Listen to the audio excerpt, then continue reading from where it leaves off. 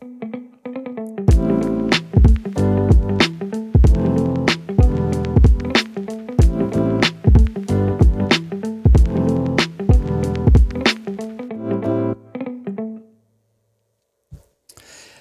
thanks for watching this morning. You're watching the CGS Biblecast.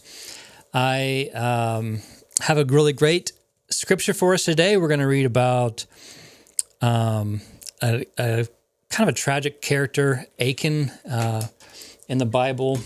So it'll be in Joshua 7 if you want to read on.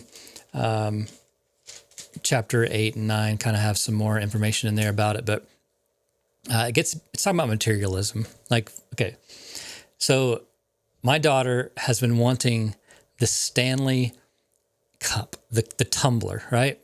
And this world has gone absolutely insane about these things. So last night we surprised her. We got her one. Now, the reason that I think it's insane about these is because if you look these things up on Amazon, they're really, really, really, really expensive. We did not pay those prices. But she said she wanted one, and I was like, oh, yeah, a cup. Okay, great. And I thought it was silly. I thought it was okay, whatever. And I looked at the price, and I was like, no, we're not doing that. We're not buying a cup that's $50, $60. There's no way. And it just was totally against everything. But we got it. We caved, right? Well, we didn't cave, though, because we got her this because she showed really high character. She's been going through something really difficult, and it wasn't her fault, and it just kind of one of those really hard things that life threw at her, and she showed so much character. We were so proud of her. We wanted to surprise her with something really cool.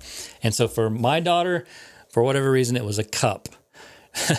But we're trying to teach her a lesson, right? Like materialism and things, it's just stuff, And like for me, I'm a gadget guy. I've got gadgets all around me. There's just phones and technology, the camera you're watching me on. I have a podcaster thing here, my computer in front of me. I'm a gadget guy. Okay. There's nothing wrong with that. Material stuff is fine. This cup, it's great. Oh, it's shaking. It had ice in it. Yeah. See? Still got ice in it from this morning. So they're great. It's great stuff. But whenever you elevate materialism things and items and put it in the presence of God, it becomes a sin, right? We know that. Well, temptation is tough, though, because sometimes something just is laying there. Sometimes we just are blessed and we're with things and we're able to get whatever we want. And so stuff like this is no big deal. And it becomes a roadblock, though, for you to get to deeper intimacy with the Lord. In this story today, in Joshua chapter 7, the Lord is trying to get across the point that you fell to temptation.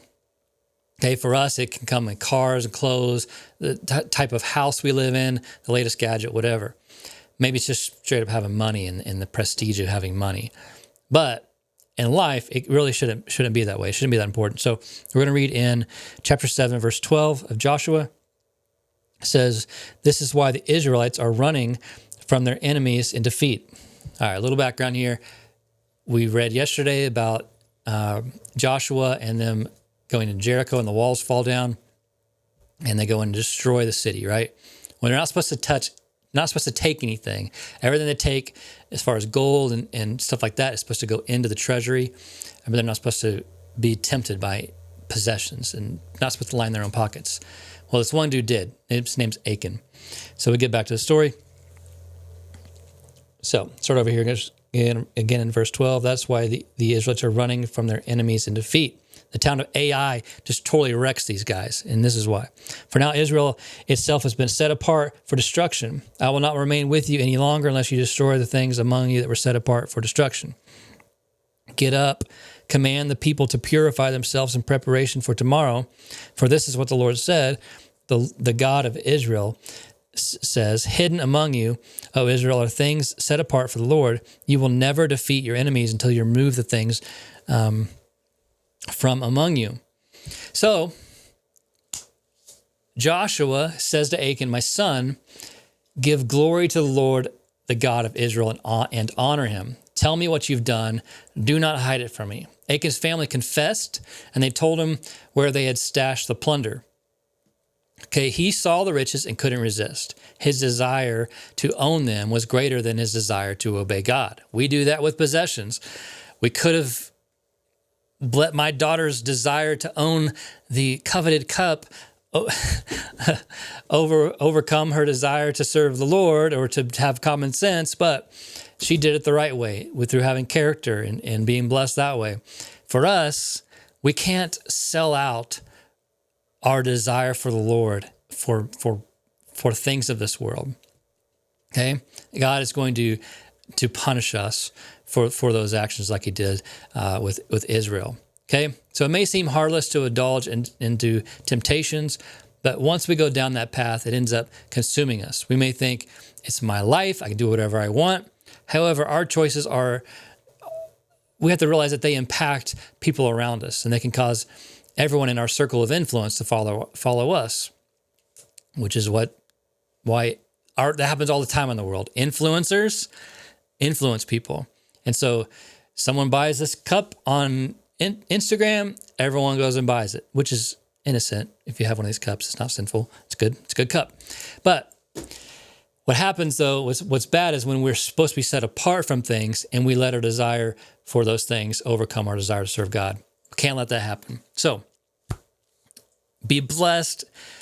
I hope you get the gadgets. I hope you're able to live in a nice house and do those things. Be blessed in those ways. Find the favor in the Lord in those ways. But don't ever let it come anywhere near to the value that you put on your relationship with the Lord. Put him first.